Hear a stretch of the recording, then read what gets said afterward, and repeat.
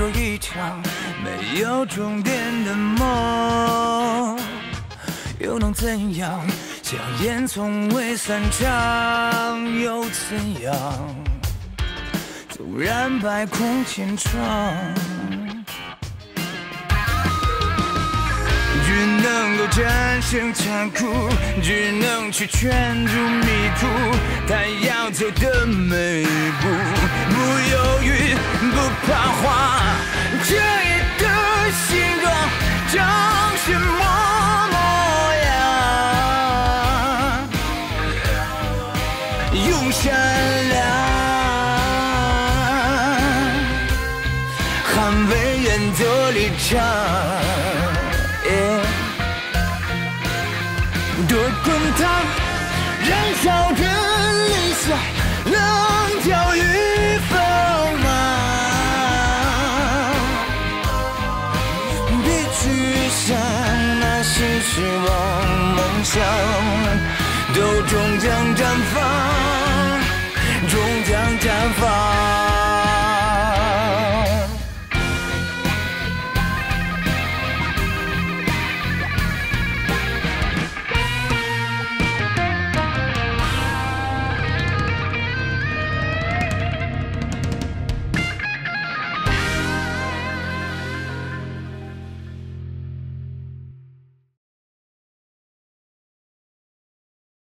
赵旭呢，他的确是犯了错误，可是我想，请大家能不能换位思考一下？如果说犯这个错误的人是我们在座的各位，那么各位是希望律所来共同承担，还是由自己本人承担呢？罗律，我有话直说了，我觉得您这是妇人之仁。赵旭犯的错，让我们来买单。我觉得。大家心里面其实都拘着面子，不好意思说，心里都不痛快。人家新官上任，都想着给大家发点福利，增加凝聚力。您一来就让我们交罚款，人心向背啊，是吧？丽娜，你说说。我懂你们的意思，我也不想自己掏腰包，但是赵旭毕竟还很年轻。我怕他会想不开。哎呀，丽娜，你就别说了啊，你就说你是同意还是不同意吧啊！反正我认为啊，我们应该向赵旭追偿啊，不然赏罚就不分明了嘛，对不对？来，大家伙举手吧，举手表决吧。举手之前，我想再说几句。各位，这件事情如果让律师个人承担赔偿，那就等于是让律师个人承担所有的风险。如果这样的话，以后律所的律师，谁还愿意接有难度、有挑战性的案子？失之东隅，收之桑榆，有赚有赔，我们也要赔得起、赚得起嘛。所以我们大家现在此时此刻应该齐心协力向前看，齐心协力拿下柯东。今天我也正好向大家通报一下。柯东现在有一个非常大的并购计划，涉及到几万个专利，这是一笔非常庞大的专利资产。柯东签下来了？会签下来的。那要是签不下来呢？你去看看。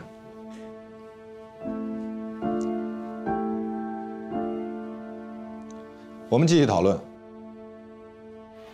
黛西，你怎么了？哎呀，没事儿，我可能吃坏东西了吧。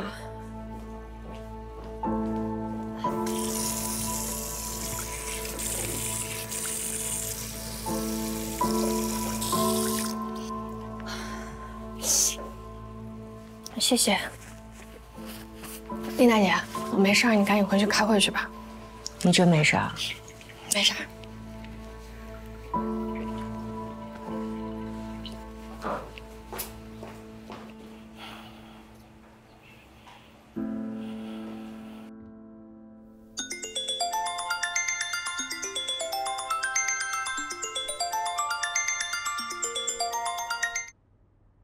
您好，焦总。以后叫焦恩哥。焦恩哥，你说。我听说了一些你们律所的事情。什么事情？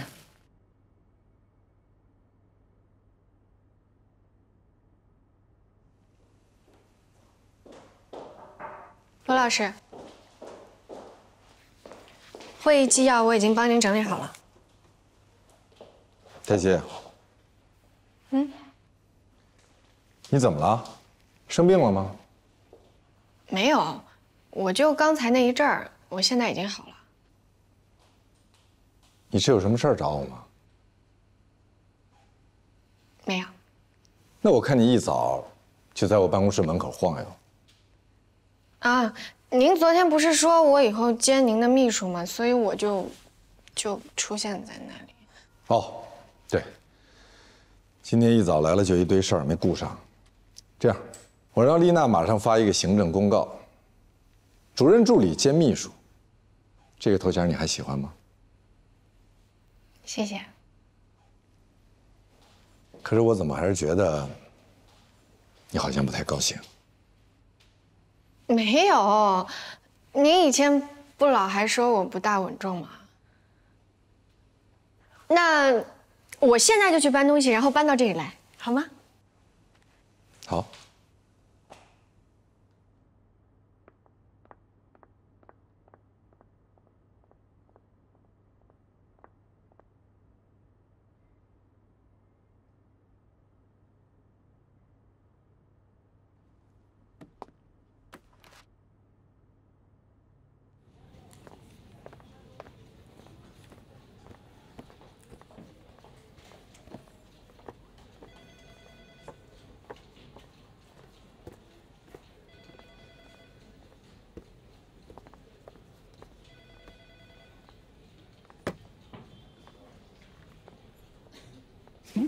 黛西，你怎么了？脸色好像不太好啊。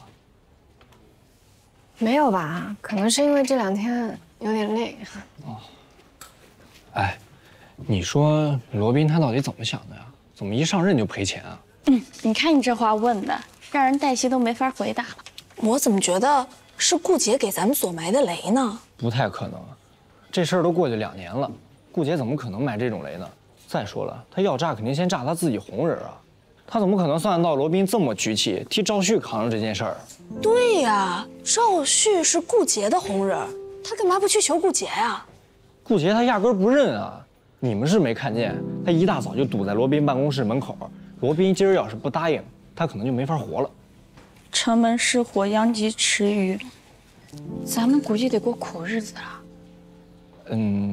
对，可能以后圆珠笔都得自己买。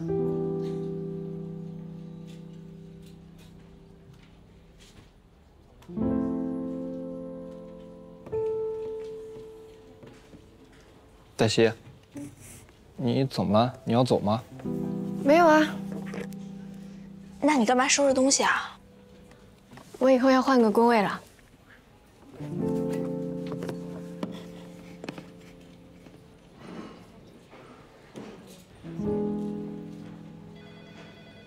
嗨。嗨。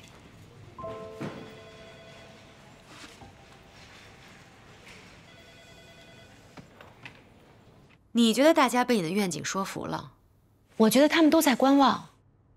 如果你把柯东签下来，那就什么事儿都没有；但如果你签不下，这件事情不讨论了。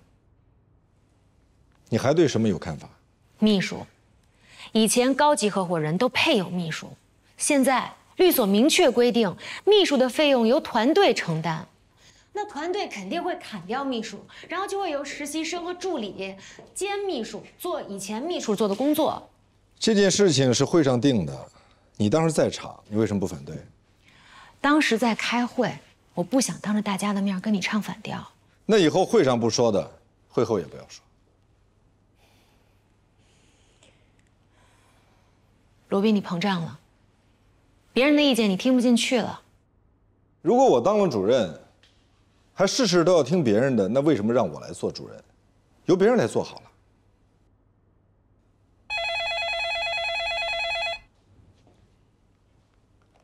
喂，好，我马上过来。这事情不讨论了。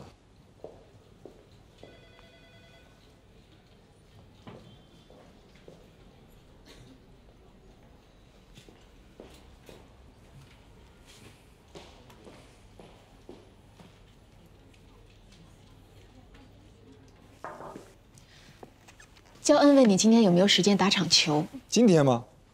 几点钟？下午先打球，然后一起共进晚餐。我觉得他是有重要的事情想当面跟你说，但是又不想太正式。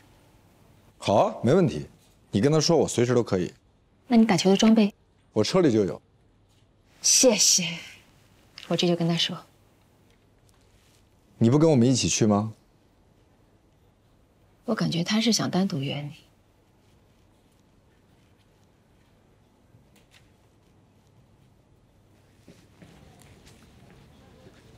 你把我今天后面的事情全部都推掉。啊！我不知道你后面安排了什么事情。你问丽娜，她知道。哦，好。然后把这个给她，我不需要了。嗯。嗨，焦恩。杨帆跟我说了，我没问题。那你什么时候可以出门？我都可以，看你。好，没问题。那我们晚会儿见。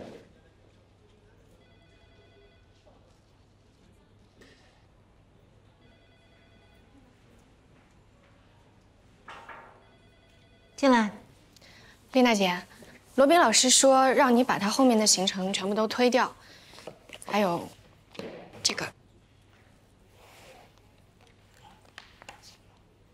什么意思啊？他是都没看上，还是不打算找新秘书了？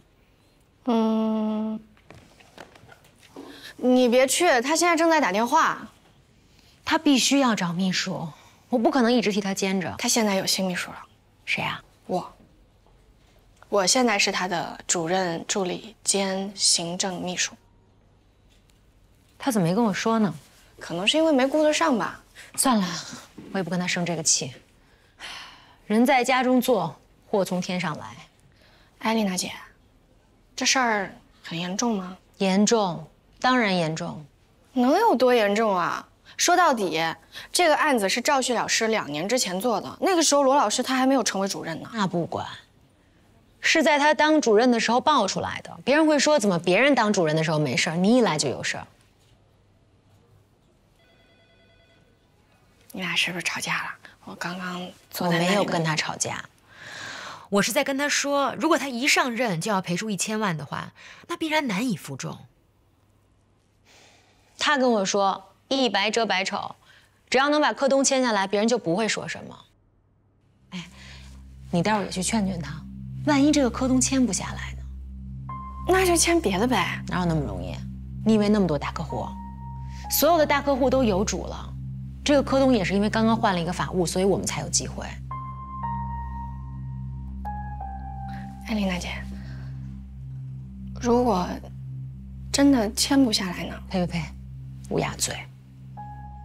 要真的签不下来，要不然咱们锁关门，要不然罗宾走人。所以我才跟他吵。你以为呢？很多律所都是这么散伙的。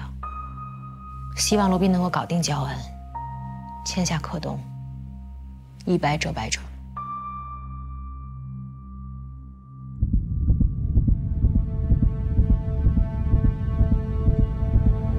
你怎么了？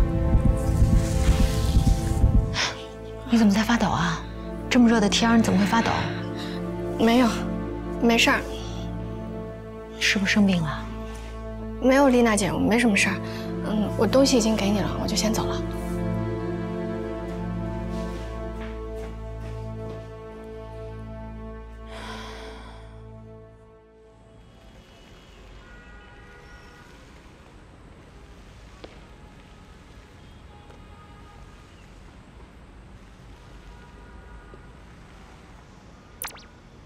怎么样？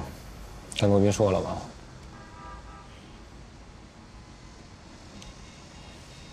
哎呀，实在是，他办公室人太多了，络绎不绝的我。我就知道你没说。其实你说不出口的，你也没有办法去面对焦恩，对吧？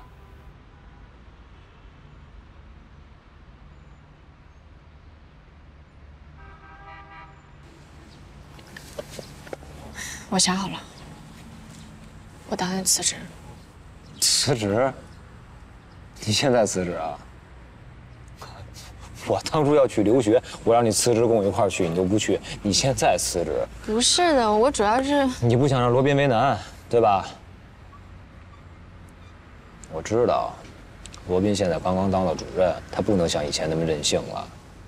以前可以说翻脸就翻脸，大不了这个钱他不挣了。可现在呢？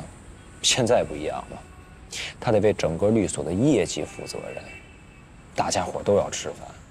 砸自己的饭碗，那叫个性；砸别人的呢，别人要是不同意，他自己的位置就不保。所以你不想为难他，你也不想为难你自己，索性你就辞职，成全别人。我说对吗？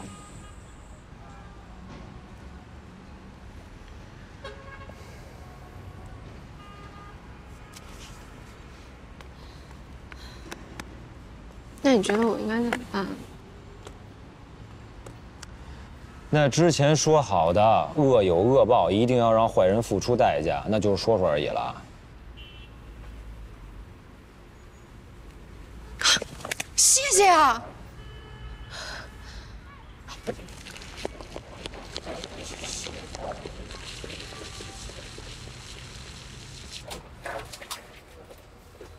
我看过您的一个采访，您曾经说过一定要让坏人付出代价，他们现在还在害人。他们在害更多的人，更多像您父亲这样的老人。您真的可以这么无动于衷，假装什么都没有看见吗？您真的就可以这么说服自己，说这事儿跟您一点关系都没有吗？我主要是管不了。您怎么知道您管不了呢？你以为我是因为钱才跟他们签这个保密协议吗？是他们在威胁我。他们问我要文的还是要武的，要文的就跟他律师去谈，要武的让我跟保险公司去谈，还告诉我多给我家人跟孩子买几份人身意外保险。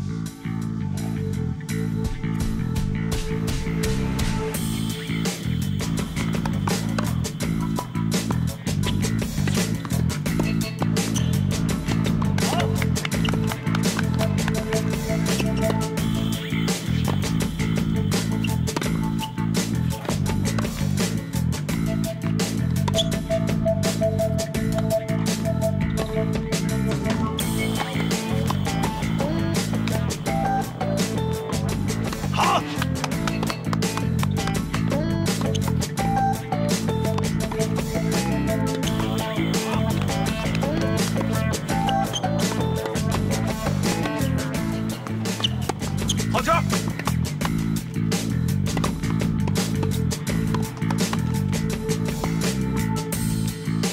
好！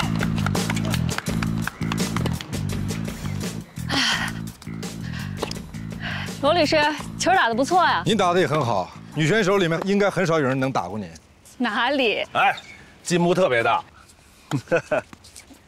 哎，啊，哎，我太太的意思啊，这个合同就跟你们公司签了。谢谢焦太太。来。哎，你就不问问为什么吗？难道不是为了我们可以经常在一起打球吗？难道你们只跟客户打球啊？开个玩笑。您说。我听说你们的事儿了。你们律所一个离职的律师给人办错了一个案子，得赔客户好多钱。您的消息可真灵通。实不相瞒，找你们之前，我们有10个候选律所，我就跟焦安说，让他挨个接触一下。接触下来，我们又综合一评估呢，还剩下3个。他就说，剩下的让我亲自见一见。啊，是这样，我们家所有的大事儿，都是我太太做主。好男人。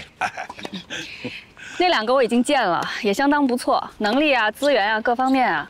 可是呢，有个人找焦安打你的小报告，他说你这个人有点妇人之仁，焦安就犹豫了。可我说，什么叫妇人之仁啊？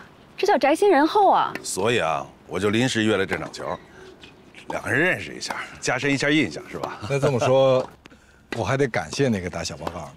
对，那咱们合作愉快。来，合作愉快，合作愉快，谢谢。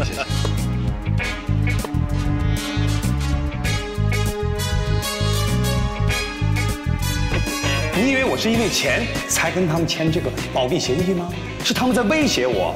他们问我要文的还是要武的，要文的就跟他律师去谈，要武的让我跟保险公司去谈，还告诉我多给我家人跟孩子买几份人身意外保险。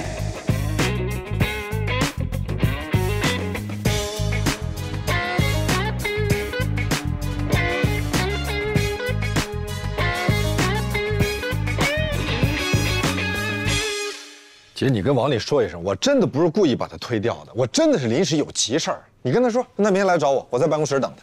你什么事儿这么着急啊？特别重要，生死攸关啊！别胡说八道了，我打听过了，你去打球了。是，我是去打球了，不过幸亏我会打球。我如果不会打球的话，这么大客户我都接不下来呢。满嘴跑火车。我发誓，我说的全是实话，包括标点符号。行。那王丽什么时候上班啊？直接来上班。那你什么意思啊？你还要面试他呀？不是，我的意思是说，你来他总得谈谈条件吧，是吧？谈谈条件，看看干什么，然后把这个聘任合同给签了。高级合伙人协议啊？不可能，一来就高级合伙人啊！罗宾，我从来没有为难过你，是不是？我房子首付不够，我也没为难过你啊！我跟你张过嘴吗？是，我懂了，姐，你对我最好，你一向深明大义。谈不上，最多是举贤不避亲。是，举贤是可以不避亲，但是这王丽也没闲到让咱这么举着吧。反正我好不容易张回嘴，哎，你要是大义灭亲的话，那今天就当我晚上是来给你添乱的。本来以为你当个主任吧，大家都能沾个光，看来我是想多了。姐，这事儿我不是说我不答应，那你答应了？你答应了？你答应了哦？你这是干什么呀？你泡咖啡啊？你晚上喝咖啡，今天晚上不准备睡觉了？我是说问你喝不喝？我晚上喝什么咖啡啊？我有病啊！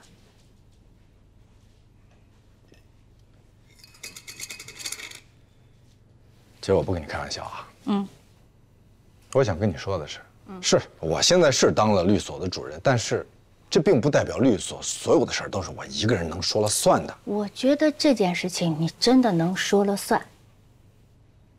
好，就算我能说了算，可是这对大家不公平啊！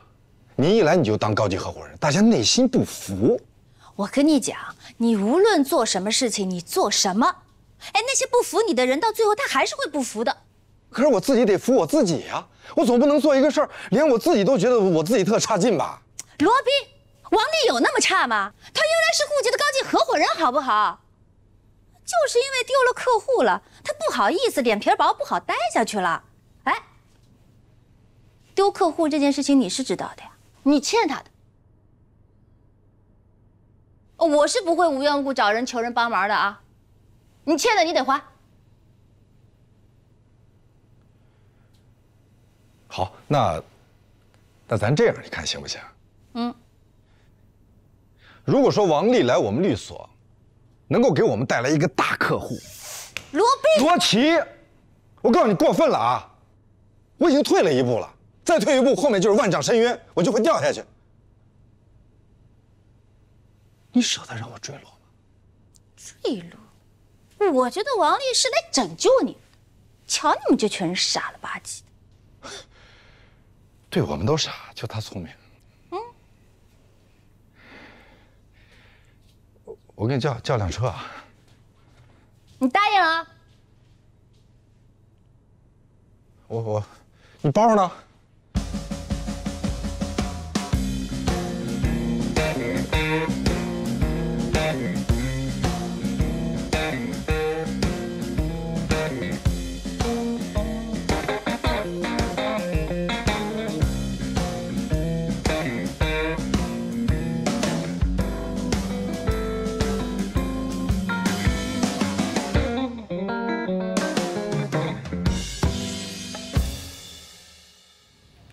我这是为你好。你看啊，我现在是在和你协商，但如果你不同意，那我们只能是报案了。我已经报过案了。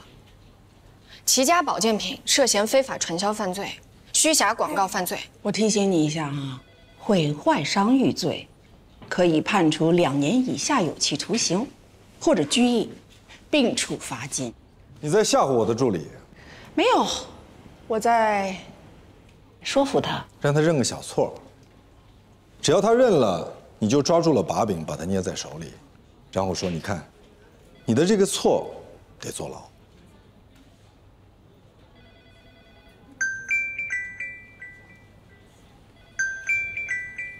喂。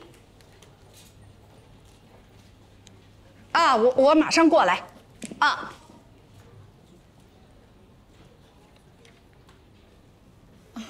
罗老师，你做的很对，但是在下次做之前，能不能先跟我打一声招呼呢？我是看您昨天在陪重要的客户，然后我就心想说，如果我跟您说，您肯定没时间听，我就自己先发网上了。我真的没想到它发酵那么快。你记住，以后任何人让你认错，不管是威胁你还是利诱你，都别认。把我的名片随身携带，不管是谁，都跟他们说，请跟我的律师谈。一会儿柯东的人过来，你做一下会议纪要。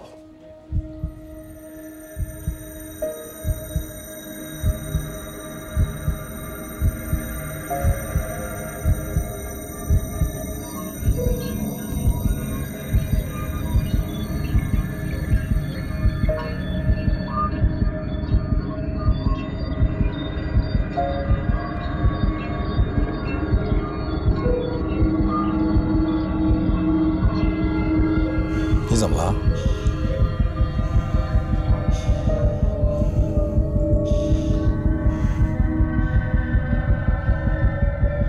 你还好吧？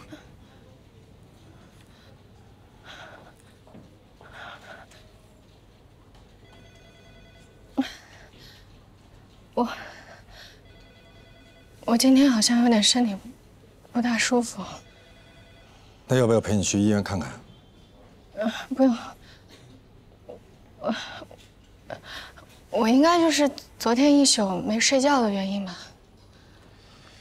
那今天回家休息吧。嗯。啊，你等一下，我让马师傅送你回去。不用，我自己叫滴滴就行了。马师傅，辛苦你送一下黛西回家，她马上下楼，她会在楼下等你。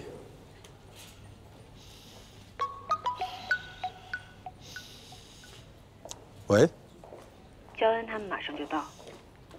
好，那你们抓紧准备一下，我们就在大会议室吧。好。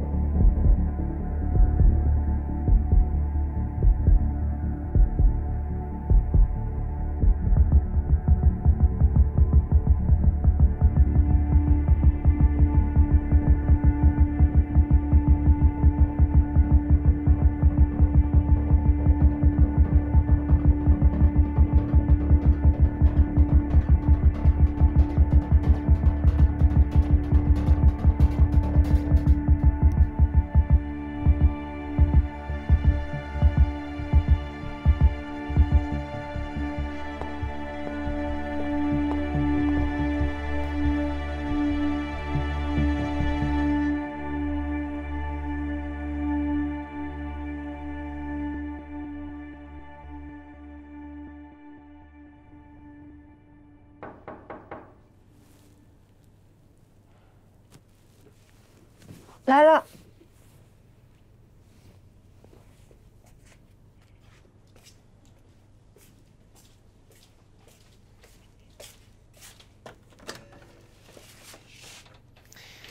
罗宾打电话说你病了，我来看看你。可能是因为我熬了一整夜，有点累了吧，没什么事儿。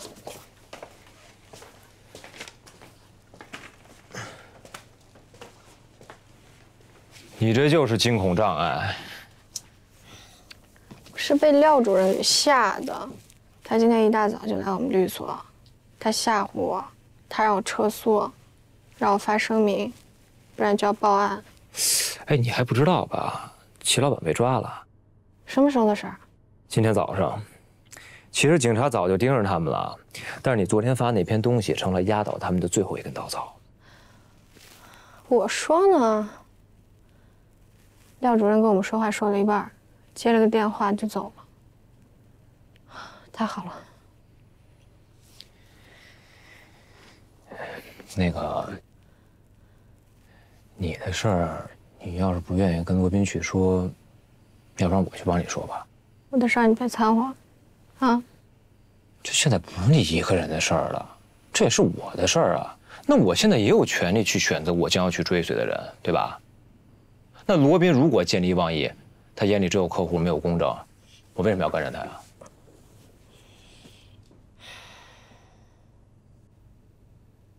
麦飞，你听我说，罗宾，他不是那种人。他非常的值得追随。你看啊，你知道罗宾是一个什么样的人，你也很了解他，那你为什么自己不跟他说呢？我们所里遇到了一些危机，所以不管遇到什么危机，你得告诉罗宾，因为这是你对他的价值。如果我是罗宾啊，你对我隐瞒了如此重大的信息，就算你是为了我好，我也不会再信任你了。你之前不说呢，因为这是你的隐私，可现在不一样了。现在不是你一个人的事儿，你要知道，一旦签约，这会牵扯到很多人。你要告诉罗宾，他即将要面对的合作对象到底是一个什么样的人。罗宾需要知道，这也是你对他的义务。我们要相信罗宾。他能做出正确的选择。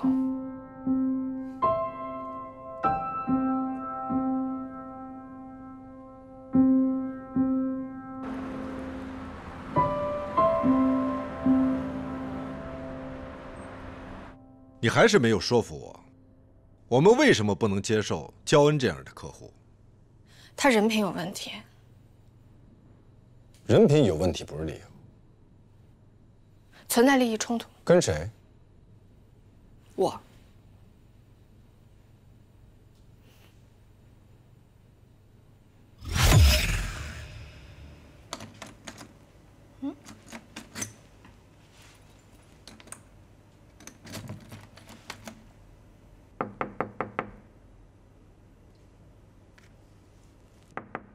林小玲，开门！你怎么不开门啊你？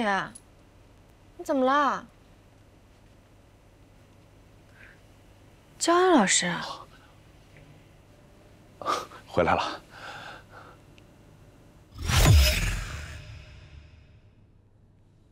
我明白了，你的意思是想告诉我，我们不应该跟这样的人合作。是的。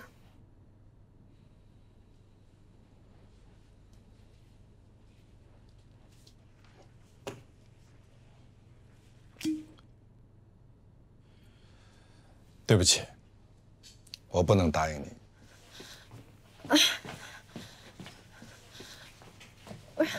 为什么？他这样的人就应该受到惩罚。受到什么惩罚？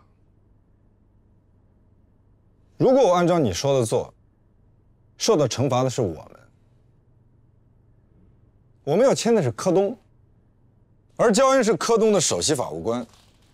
我们不签对他没有任何损失，他马上可以成为别的律所的座上宾，而对于我们而言，我们却丢了一个大客户。可是我做不到，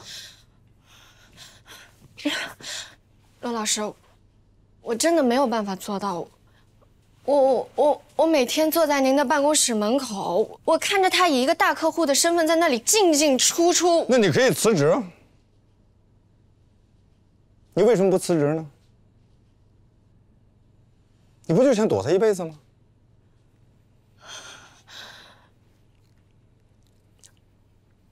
我只是不想再见到这个人。不想见到这个人就是在躲。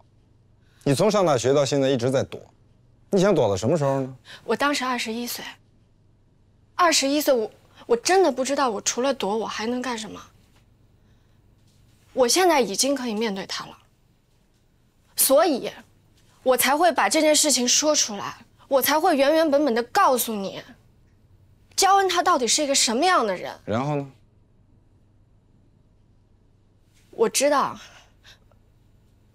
我很清楚的知道我们现在律所遇到了一个什么样的危机。其实我这2天我一直在犹豫，我要不要把这个话跟你说。我知道一个大客户对我们律所来说意味着什么。所以你以为你跟我说了，我就一定会站在你这一边？给焦恩打个电话说，对不起，像你这种人渣，我们是不会跟你合作的，是吗？你太幼稚了吧？你多大了？如果你刚来律所，我还可以理解。现在呢？你的成长在哪儿？你以为这样真的能解决问题吗？对不起，我真的没有办法答应你。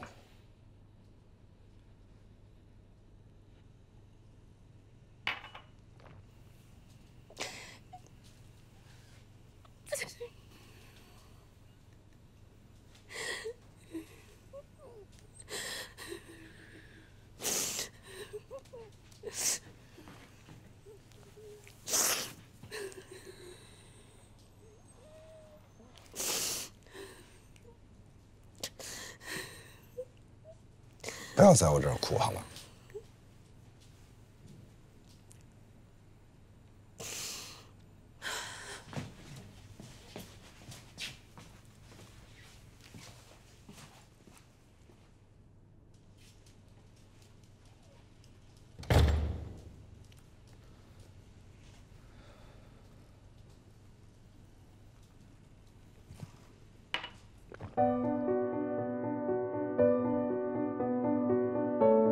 而焦恩是科东的首席法务官，我们不签对他没有任何损失，他马上可以成为别的律所的座上宾。而对于我们而言，我们却丢了一个大客户。可是我做不到，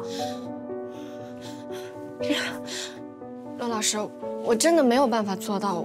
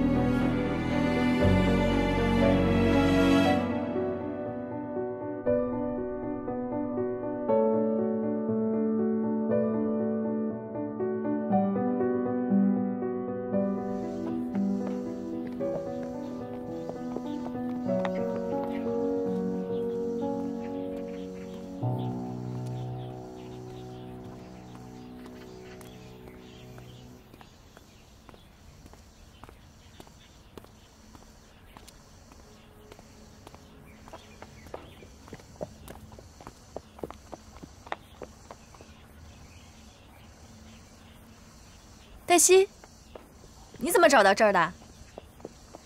我问了孟小雨，我和她没有什么联系啊。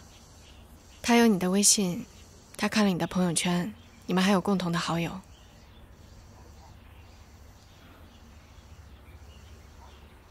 我看了好多年心理医生，医生建议我放下。我们的医生好像不大一样。你的医生建议什么？面对。那要不要我介绍我的医生给你？不用。我的医生是最好的。是吗？他叫什么名字？我要不要帮你打听打听？自己才是最好的心理医生。